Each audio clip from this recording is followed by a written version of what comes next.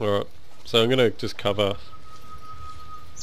a little of the real life jungle warfare, and obviously ArmA jungle warfare that we will sort of be doing, and the focus will be on the ArmA stuff obviously, but I was just throwing some other stuff for this good times or whatever. I'm obviously, so disclaimer is I'm not a jungle warfare expert or anything, so this is all just pretty basic and generic.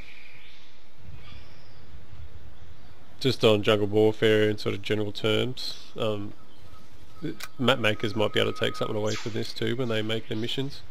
So jungle warfare has direct links to guerrilla warfare in the TTPs that they use. Is very similar, not exactly the same, but you'll see that a lot of it comes across.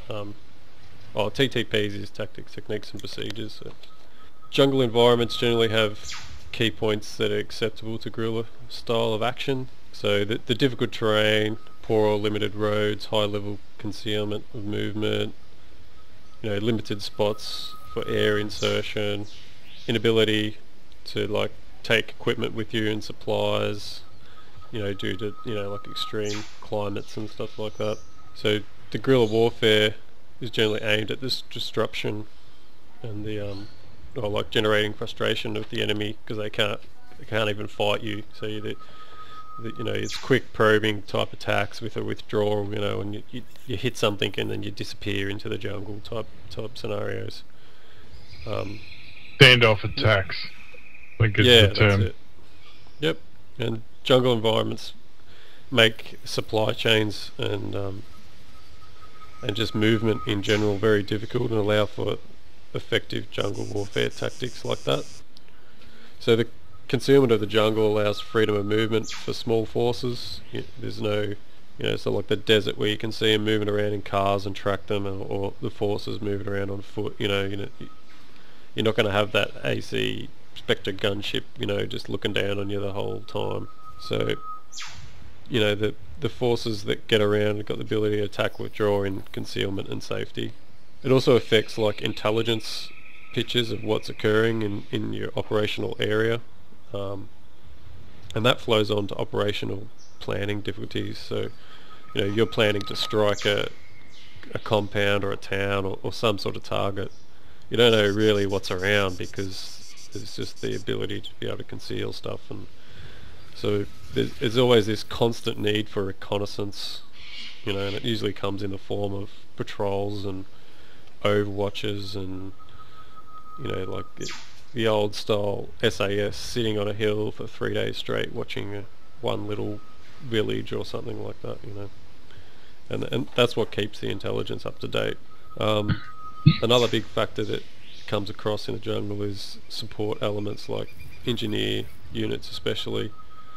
So like when a regular force comes into a place like this, where it's povo and there's crap roads, and the engineers will spend a lot of their time, and there'll be huge efforts made for building and maintaining fortifications for a start, and then they'll start doing roads and bridges to enable movement around. And so a lot of the time that the forces, like us as grunts on the ground, we won't be spent hunting the enemy.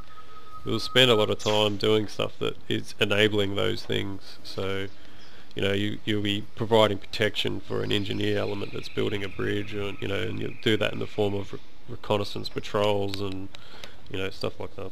But anyway, on the ground, like us as the soldiers, we've got this huge list of crap that you need to know for jungle warfare.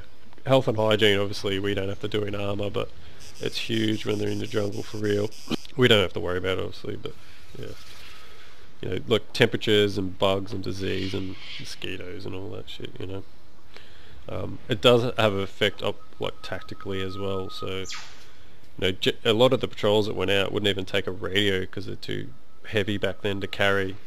Navigation in the jungle is, you can see it already, it's going to be heaps harder. The thick vegetation, and it's harder to see the physical features. Be prepared to use every navigational aid at your disposal. So compass, map, obviously GPS if you got one, but even the stars at night, sun, moon, or You know, in real life, pace counting is huge in the jungle. So if you need pace counting's where you count your footsteps and you know how far you've gone. So like the average person it'll take 120 steps to travel 100 meters, and you basically count that, or you know, like usually you count every second one. Dudes even carry pace counters, so every second step you press it, and you know when you get to about 60 you've done 100 meters. And what that allows is you know your destination's a K away. If you get to a K in counting and you're not at your destination, you go, well, hang on a sec, before we go too far, where are we going? We're going left or right or something like that. You know you're roughly in the area just by pace counting.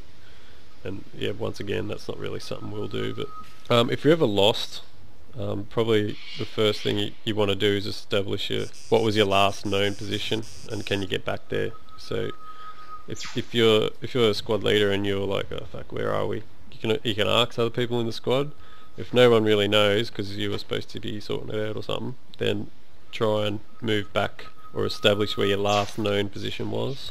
You might have stopped to do a radio check or something, and you've got the coordinates. And if you can figure out where that is, you might be able to backtrack and figure out where you are now, or you may be able to move in a certain direction and figure that out, or actually end up at that last known position. And then after that it's just a matter of doing a map to ground and using features and all that we just talked about. A map to ground is, if people don't know what that is, it's you get the map and you orientate it to the ground and sort of use like hills or whatever feature and figure out exactly what direction is what physically. I try to do that anyway in Taki, because yeah, it's good to do it every now and then just to see where you're at and where you're moving, because you can see, gives you a bit of situational awareness of what's coming up. And you can't actually rotate your map, can you? No, but you can turn to face north so the map lines up with what you're looking at. Alright, yeah. So, would it be correct in saying that the casualty rates in these jungle warfare situations are a lot higher than anywhere else, because most engagements at a very close range? Yeah, man, I'd have to say yes. There's also, in real life, the casualties are heaps worse in the jungle just from disease and stuff as well. Yeah, you don't have the cool to slow the bleeding and blood loss and stuff as well. I'm sure us medics are going to have a harder time spotting people who are on the ground. Yeah, that's what I was thinking. Like in this sort of map, you medics will be top priority over everything, because a lot of engagements will be 100 meters less possibly. Will we be running more of a point man system in this then? Yeah, I'll get to that in a sec. Okay, I've skipped a few points ahead. That's all right, man. The just on the one thing on the navigation too, if you're ever like fully lost, like maybe you're on your own, if you've got a radio, you can use the air to figure out where you are. You can get on the radio to a helicopter and use the sound of the helicopter you sort of direct him in. You're getting louder, softer, louder, no, until you got eyes on, then you can fully direct him and he can tell you where you are. And you can use smoke as well, like I'll put smoke out, can you see it, and find your position. So another massive consideration in the jungle is like observation and noise. So due to the close quarters in jungle warfare, the noise is can be massive. You could be right next to someone and not even know in some areas. Keen observation skills, usually that comes with practice. Like the dudes that have done it before obviously will be better at it, but it can make a big difference. The observation skills are pretty limited in ArmA, other than the spotting an enemy. Yeah, just the scanning your arcs and the 360-degree awareness is required at all times, especially in these sort of situations, because the enemy could just appear from any direction almost at any time. And it'd be very close.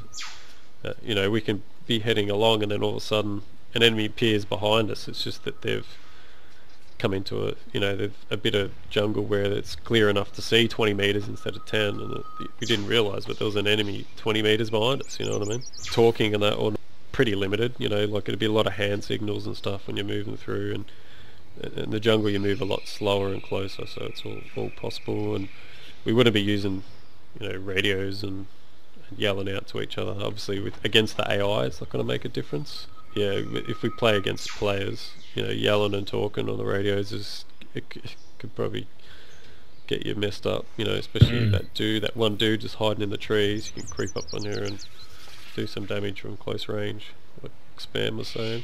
Especially given that you only got visual cover, not hard cover, so you're behind a tree and the foliage hides you, but if they know roughly where you are and they hose the area with rounds, you're going to get hit. Yeah, that's it. Whereas if you're behind rocks or sandbags, you're okay. Some of the thicker trees I think are okay. Yeah, Yeah, there is but cover. what I'm talking about is that bush right behind suits. Like that, you won't see somebody standing on the other side of it, but if you fire through it, you'll hit them. Yeah. Like I said before, the formations are generally heaps tighter in the jungle. They're generally set up to enable responses to sudden engagements or close range ambushes, and you're still going to have your long engagements, but you need to be prepared for the short ones. I guess that's what it's all about. It depends what you're talking about. When we've got multiple squads, you'll probably find in the jungle we won't be like separated like before. It'll be a lot tighter, and if you're just moving in a single squad, then you sort of have the same setup. It's just you're breaking up a squad into the different positions instead of using a whole squad for that position type thing. So the point squad or scout team generally is out the front. Then you have other teams or other units of the squad set up, and they provide sort of flank security, and they're sort of like in a column or staggered column behind the scouts, and then and then you'll have you don't have to, but you can have a rear security detail. So their sole purpose in life is to cover that rear. It makes that all-round defence. Then the team should be spaced out enough to not all get caught in an engagement when it happens. So once the initial engagement goes on, the scouts are probably most likely to be involved. The rest of the team should be free to flank or perform. It could be assault, or withdraw, or cover for the scouts to withdraw, stuff like that. If the whole team should be close enough, so if the tank attack comes from, say, the left side, then the scouts and the rear detail can do the flanking. It all works in together. You'll find in the jungle, like we do line formation a lot in the desert type maps and stuff. You'll find now that like in the jungle, wedges or the V or whatever you want to call it, echelon left, echelon right, that sort of formation is probably more common because you're sort of setting yourself up to take those hits from any direction.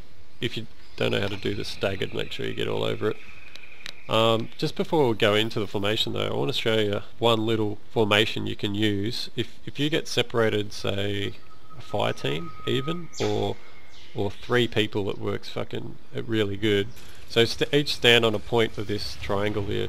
If you look at this as like an all-round defense on the H pad, and we're all facing out. Yeah. You can face in to look, but this is called a Y formation. Now what happens here is, if you have a look, there's limited angles that we can all face that we can't all shoot at. So the only directions I can't shoot is probably this way. It's pretty much down the triangle, like I can't shoot directly down the triangle.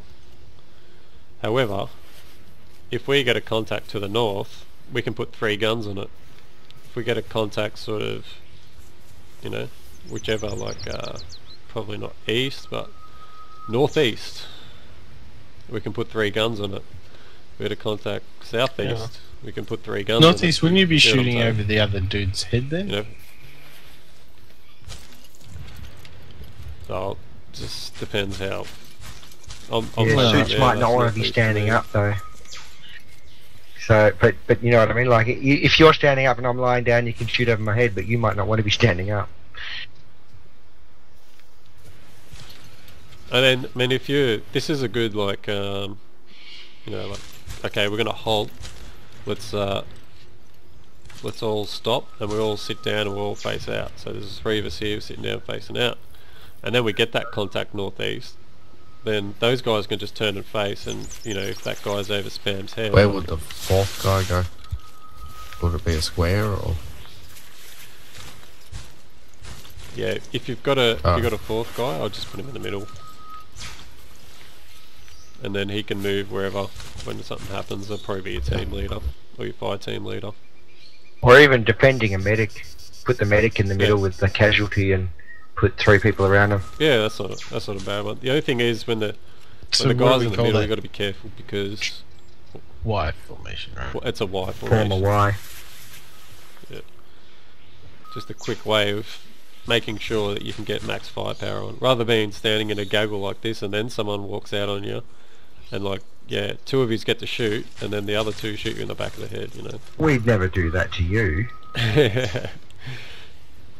Alright, so what we'll do is we'll put Isobarn and Lex, you'll be the scouts, and now Gluggy and Stefan stand over here.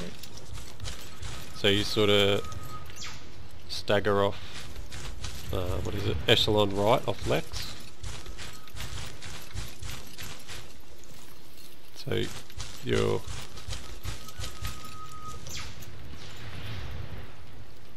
Hang on, Icebarn, you stay where you were. So you're basically forming a V, boys. So he's in New Zealand, so he's a couple of hours ahead, so he needs to be on point. Icebarn, can you just stand here? Yeah. I'm in Western Australia. Stand where I am there. Hey? Yep, that'll do. I'm in Perth. So now you guys are... Okay. Now you guys are staggered You left better and back right off Lex. So, you know, one will be here, one will be here. So you 3 form a little V, and then you got Isobarn up to the front left here. Is this still Y formation? No. No. Just I'll explain it in a sec. I'll just set it up first. Now, blue, you just follow in, stagger off left and right of So those Stefan's guys. in the wrong position? Or... No. No, you're right. You're all good.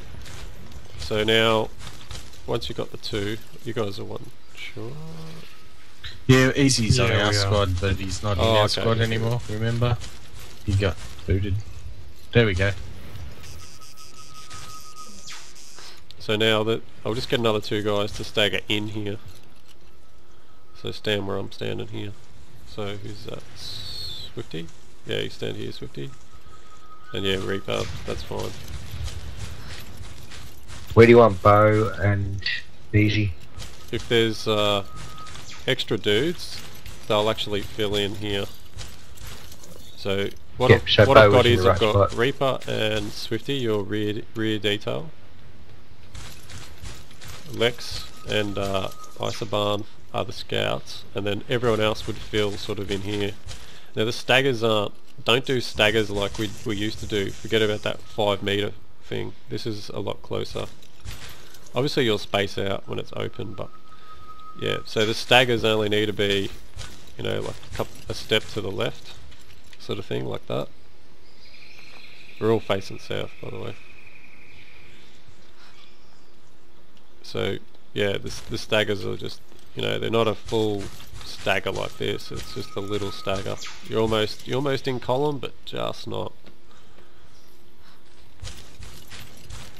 And then the difference is the 2 rear guys, they're back into the center, so they're sort of coming up inside this V. So basically it's a really acute V with some reserves in the middle. Yeah, and the reserves should be outside the V, obviously, like back a little bit, but yeah. And then what happens is you got the 2 scouts, so you got a rear scout who usually does the navigation, and then the rear scout is what everyone else goes off, and you'd probably give him a bit of spacing. So Gluggy and Stefan would give, you know, like there'd probably be a good 10 meters between them and Lex, so the scouts are pushed out a bit. But you know, if the terrain's like ridiculously thick, you still need to keep, you 2 guys need to keep Lex in view. If it gets that bad that you can't see him, then push up. And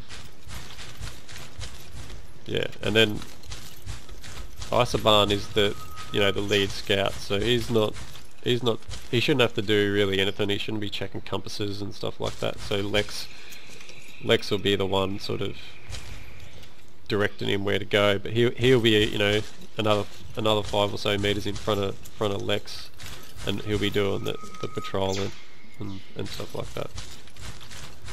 Does anyone Is this mass confusing or is this? Does No, it not matter what class you are? So would I be telling him what bearings to take and things? No, you'd probably more so just get the Or bearings. just say turn to your left a bit. Yeah. The ideal way to do it is, if you can, is to say like, it sounds stupid when you're in the middle of the jungle, but see that tree, head towards that, or any other landmarks. But also, you're not going to be able to do that. Just direct him left or right. So go. Yep, cool. Turn right a bit Where more. Where would your squad leader sit in reserve? I would say this is pretty much the squad leaders should be these second guys here, ideally. So not these first two, but the next two, and then everything else will be rotatable. So if you're a squad leader and you order this formation, all you got to do is pick your scouts. Everyone else should be able to sort it out. Could I do it how you've got it? Red team forward scout and let their That's scout even better. just let their fire team leader work it out. Yep, that sounds good. Then blue team reserve on the formation. Yep, Or something. perfect. So you could see now, like, if we get into a contact, red team is at the front and provides that base of You gotta fire go. there, and blue team is at the rear I don't understand ahead. this shit. and can move left or right or provide fire while red team falls back through blue team, stuff like that. So these guys so- here, your main role is to look sideways. Like the guys on the side, you don't need to look forward because the scouts are up there. You'll be looking to the side a lot, when you're travelling along. Just be looking to the side. You just got to get your arc, and the rear guys, you just every 10 minutes just turn around or even halt, have a quick look, keep moving, stuff like that. Yep. To So adjust this is and where push. in the jungle, this is where they're not talking and acting on what the person in front of you is doing really is good.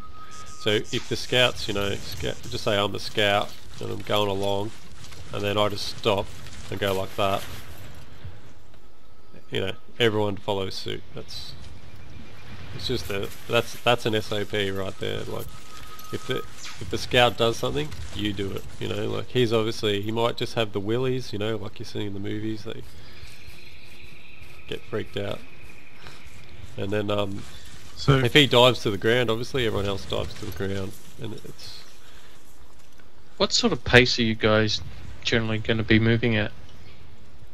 I reckon we still move at tack pace. Yep. But Might put a crouch in it. well, I So just it's reckon we a move at tiny tack bit pace, slower? but it's just not a constant move. So the scouts move. It's all based off the scouts, whatever the scouts are doing. So if the scouts stop, you stop. If they go slower, you go slower. They're doing what they need to do to be able to see what's in front of them. That's probably the difference than what we usually do. Before, it was based on what the squad leader tells you. This is based off the requirements of the terrain and environment. Yep. Alright, sweet.